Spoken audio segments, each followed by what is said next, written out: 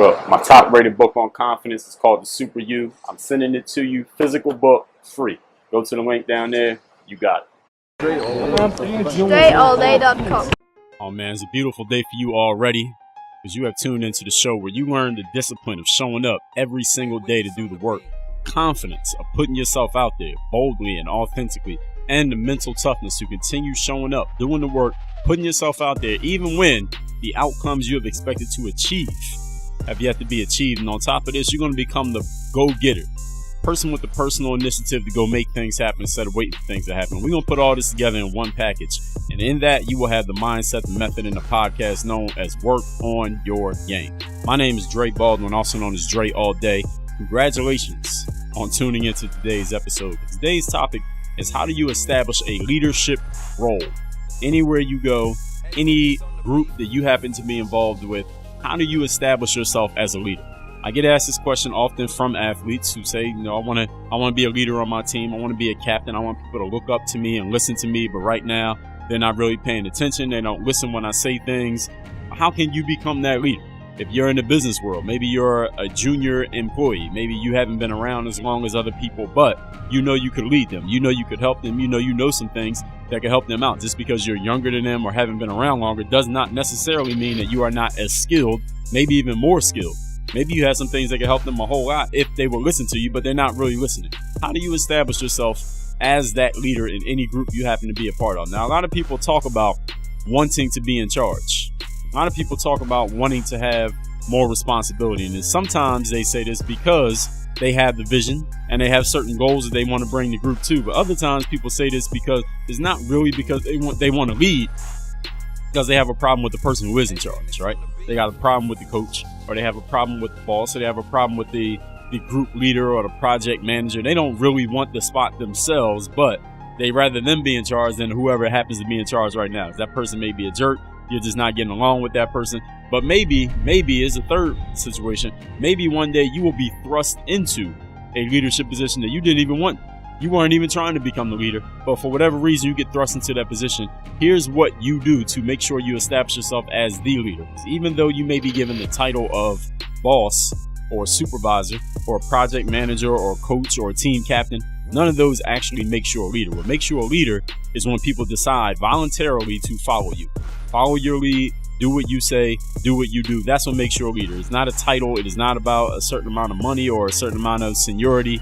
It's do other people follow what it is you say and what you do? How do you establish yourself as that person?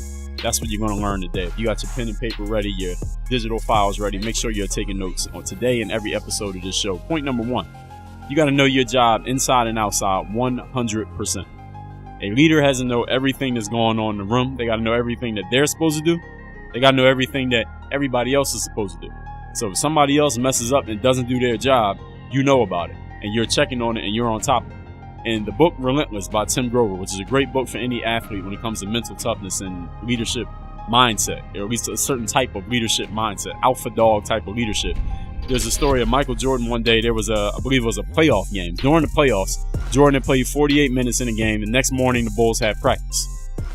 And he looked around before practice, and Jordan realized that one of the players was not on the court. This guy named Scott Burrell, who was a backup player in the NBA for several seasons. Burrell was not on the court for practice. Jordan looked around and said, where the hell is Scott Burrell? Turns out Scott Burrell was back in the training room getting treatment on an injured hamstring that he apparently had. Jordan went in there and yelled at Scott Burrell, just got in the guy's face and said to him, look, I just played 48 minutes last night. I played 48 minutes, you didn't, but you are going to try to sit out practice because you have a hamstring issue. Get your ass up and get the hell on that practice court and practice with me and everybody else.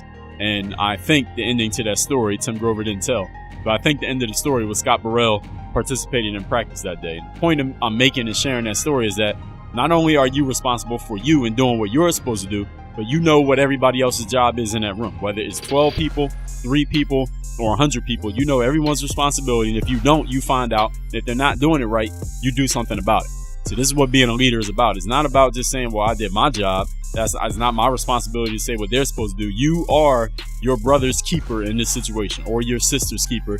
You want to establish yourself in a leadership role. I told you a story about a month ago how LeBron James, he knew the shooting percentages of the opponents, the teams that he was playing against. He knew each player's shooting percentage, not only what they shot, but also what they shot from each spot on the floor. So he knew where I could leave a certain player open, but where I should guard that same player if they moved to a different spot on the floor. That's how well and how inside and out he knew the jobs of not only himself, not only his team, but also of the other team. So he had a much clearer idea of what they might try to do and what someone on the opposing team may try to do. That's how well he knew their jobs. So this requires that you study more and you put more effort in than anybody else on the team. This is bottom line. There's no shortcut around this. If any of you are fans of football, American football, you know that, I don't know about college, but in the NFL, those NFL playbooks are very complex, right? Because the defenses are so good, you can't run just a small number of plays in the same ways because defenses will scout you. They'll know exactly what you're going to do. They'll be prepared for it, and they'll be calling out your plays before you even call out the plays. And you'll get interceptions, fumbles. You won't complete any passes. You won't score any points. You'll probably lose the game. So in the NFL, those playbooks are pretty thick. If you ever seen a picture of an NFL playbook, you can Google it. There's a pretty thick binder. It's bigger than any textbook that you had to get ripped off for paying for in college. And an NFL quarterback has to know every job. They got to know every single thing that everyone on that offense is supposed to do. Every offensive lineman, who are you supposed to block? What's the running back supposed to do? Where is each receiver or the tight end supposed to go? And they have to know what the defense is doing, right? Because you have to study what your opposing, if you're about to play against the New York Jets, you got to study how the New York Jets play defense. Where are their weaknesses? What do they like to do in certain situations? So it was 3rd down and 5 in their last 3 games. This is the way they play defense. You got to know that they're going to try that maybe in the next game that you play against them. So these are all the things that you got to do as the leader. And in football, this is the one sport as opposed to basketball where there's one position where pretty much everyone looks at this guy as the leader, the person who's going to be in charge, the person who's supposed to know more about what's going on than everybody else. You need to be that quarterback, so to speak, in whatever organization or group you're in if you want to establish yourself in a leadership position. Don't let anyone in that room know more than you know about what's going on in that job. Point number 2. Today's topic is how to establish yourself in a leadership role in anything you do. You must be impeccable with your word. In other words, that means everything you say you're going to do, you do it. And every time you're dependent on to come through, you come through. You deliver. Now, being impeccable with your word is a principle that I got from a book called The 4 Agreements. If you have not read that book, I forget the name of the author, but the book is called The 4 Agreements. Google it, look it up on Amazon. Get yourself that book. It's a relatively short book, but it's 4 life principles. I don't even remember what the other 3 were, but when you get the book, you buy it and you read it, you'll know what all 4 principles are. That's where I got that idea, being impeccable with your words. See, people follow your actions, right? We know as a leader, as I said at the top of this episode, it's not about how much money you make or how long you've been on the job or what degree you got in college or where you were last year. It's about you coming through and delivering every time, and it's about people deciding voluntarily that they're going to follow what you say. Because there can be someone with a title, a boss or supervisor or a captain, but the leader could be somebody who doesn't even have that title. Maybe you've seen that in certain organizations before. Maybe there's been a group where nobody had a title of being a leader, but there clearly was someone in that space who was the leader, who was the person on top. If you want to be that person, number one, as I already said, you can't let anybody know more than you, but you also got to be delivering every time. When you say you're going to do something, you better do it. You say, I'm going to play better next game, you better play better. I read this story about this player named Lauri Markkanen. He was a rookie. I believe he was from Finland. I think Finland is his home country. He was playing for the Chicago Bulls last year. It was his rookie year. And there was a game where late in the game, the coach, Fred Hoiberg, drew up a play for Lauri to take the shot. He was pretty much the best player on the team. And Lauri missed the shot. And the team goes into a timeout huddle. The game wasn't over yet, but they had another chance to take a last shot. And during the timeout, Coach Fred Hoiberg was drawing up a play for whatever they were going to try to do to win the game. And he overheard Lauri Markkanen talking to his teammates on the bench. He was apologizing to his teammates for missing that shot. And Hoiberg, when he saw him do that, the coach, he said he decided to draw up a different play, erase the play he was thinking about drawing up, drew up a different play to give the ball right back to the same rookie to give him another chance.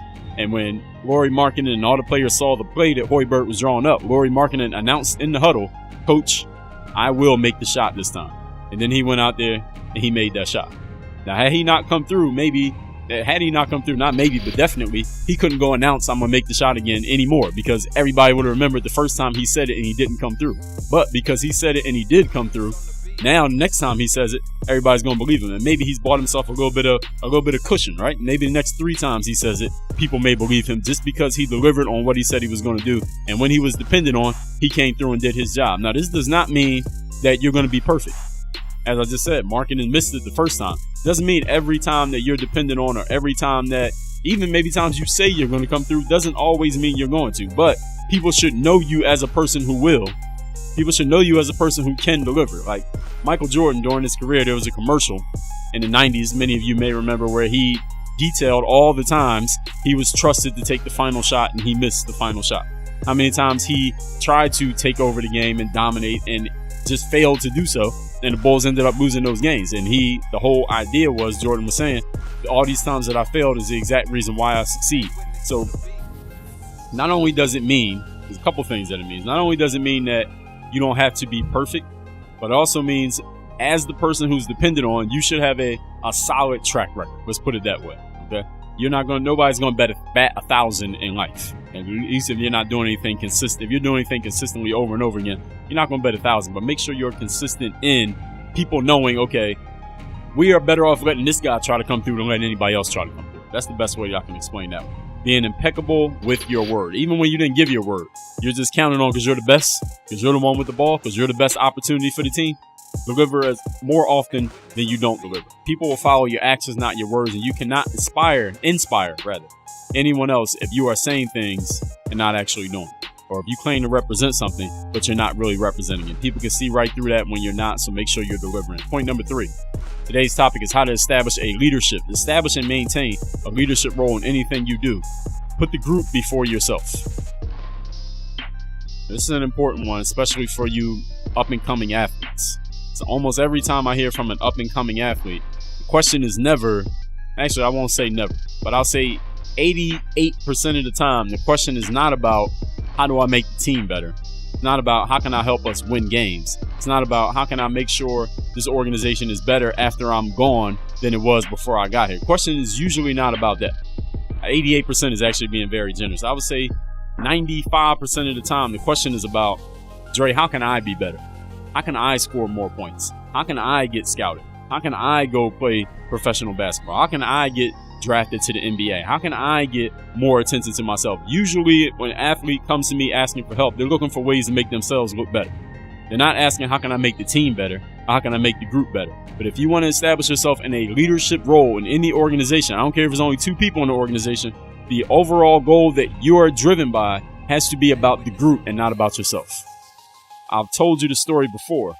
Michael Jordan, before the Chicago Bulls season one year, Phil Jackson, the coach, went around the locker room, asked everybody, tell us what your goals are for the season. If you have any, what are your goals for the season? Some players said, I want to be a starter. Some guy said, I want to get a good contract. Another guy said, I want to make the All-Star game. Another guy said, I want to play a certain number of minutes per game. Got around to Michael Jordan. He said, I have no goals individually. No personal goals for me this year. My only goal is that we're going to win a championship, and everybody in this room is going to follow my lead and us doing so. Now, with Michael Jordan announcing that, if he came out in the first practice of training camp and he was loafing around, or he wasn't in shape, or he just wasn't playing good defense, or he kept messing up the drills, nobody would have listened to him the rest of the year. But when he made that announcement, not only was he telling everyone to pay attention to him, he was also putting pressure on himself. He was putting a burden on himself, like, man, okay, I better deliver now. Now that I've been said that, I better come in here and deliver and lead and be that person in the front, not literally in the front all the time, but metaphorically in the front. The person bringing the most energy, the person showing up the earliest, the person staying the latest.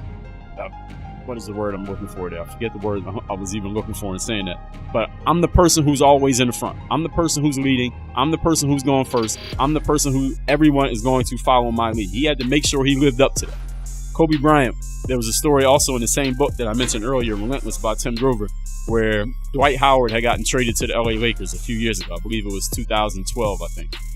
And Dwight called Kobe to just, introduce himself and say, hey, we're going to be teammates now. They had played against each other in the NBA Finals just a couple years earlier, but Dwight had back surgeries the previous season. So it wasn't even known that Dwight was 100% healthy yet to be playing. So Dwight called Kobe and told him, look, I'm about 80% with my back right now, and I'm looking forward to us playing together. And as the story goes, Kobe said to him, well, look, I need you to be 100% because I'm trying to win a championship. And Kobe just ended the conversation abruptly right there at that point. He didn't even stay on to hear what else Dwight had to say, because Kobe wasn't concerned about him making an all-star game. He wasn't concerned about Dwight averaging 15 rebounds. The purpose Kobe was thinking about was, we're trying to win a championship. So you need to be at 100%, because you at 100% gives us a better chance of winning the title than you at 80%. And that's all Kobe needed to say to Dwight Howard. And I don't think Dwight Howard took to that too well, because he ended up leaving the LA Lakers a year later. But the whole point it's about the group. It's not about me. Even with all these people who you see who have all these large individual accolades. I'll tell you another one, Steve Jobs. If you read the book Steve Jobs by Walter Isaacson, you should have, because I mentioned it about 50 episodes ago. So if you didn't read it, that means you're not listening to me. So you need to listen to me. Get the book and read the book. Steve Jobs in that book, even after his fame. I mean, Steve Jobs had become a millionaire on paper. Not a millionaire, a billionaire on paper. Billionaire with a B on paper through the success of Apple. And of course, he was famous. Not on top of being rich, he was famous because of his great presentations, because of all the credit he got, deservedly so, for the creations that he had come up with at Apple. But the whole thing was, it was never about him. He never made it about himself. He wasn't trying to soak up the fame. It was always about making the best possible product for the consumers. It was never about him himself. And when you read the book, you'll see that. He would cuss people out. He would have these knockdown, drag-out fights with suppliers and with his own employees about making the best possible product. That was the only thing he cared about at all times. So all of you out there who are trying to, you want to get more shine. You want more people to see your face. You want more people to know your name. And you think the way to do it is you got to get more attention to yourself. Notice the similarities in all these people I'm telling you about in these positions of leadership. We can agree that Steve Jobs was a leader, right? We can agree that Michael Jordan was a leader. We can agree that Kobe Bryant was in a position of leadership. None of them were thinking about themselves. None of them were thinking about, let me get more people paying attention to me. None of them were thinking, what was that? None of them were thinking, let me get more accolades for myself. All of them were thinking, what do I do to put our group in the best possible position? Because they knew they would get everything else that they wanted as a result of the group being successful. They knew that they had to make their team win over all the other teams out there in order for them to get all the personal accolades, even if whether they wanted them or not, the accolades will come as a result of them being successful with the team. So what are the things that you need to do out there, as we recap today's episode, to make sure you establish yourself in a position of leadership and remain in a position of leadership? 3 things. Number 1, know your job inside and out, 100%. This requires that you study more, that you give more effort to knowing what's going on than anybody else on your team. That's the position of leadership. That's the penalty, if you want to call it that, or the responsibility of being a leader. Number 2, be impeccable with your word. Do everything you say you will do and come through whenever you are dependent on, even when you didn't ask to be dependent on. And number 3, put the group before the self. Michael Jordan told the group, we're going to win a championship. I don't have any individual goals. Kobe Bryant told Dwight Howard, let's average 25 and 25 points each. Well, he said, we're trying to win a championship. I need you to be the best you could possibly be. Steve Jobs, no matter how famous and rich he became, how much attention he was getting, how many magazine covers he was on, it was always about making the best possible product for the end user. It was never about him. It was never about the money. It was never about the fame or the attention. Those of you who want to lead just so you can get more for yourself or more attention, so more followers on the internet, people can see right through that. Nobody's going to follow that lead. Nobody's going to want to be in an organization with a person who only cares about themselves. When you put the group before you, everybody in the group is going to eat more. You've heard that before. You've heard the cliches about that. Teamwork makes the dream work. When the team is successful, everybody gets their shine. Well, listen, it's true. And when you add that to you having game, you're going to get all the attention you want. So put the group before you. That is if you plan on being a leader. Work on your game. DreAllDay.com.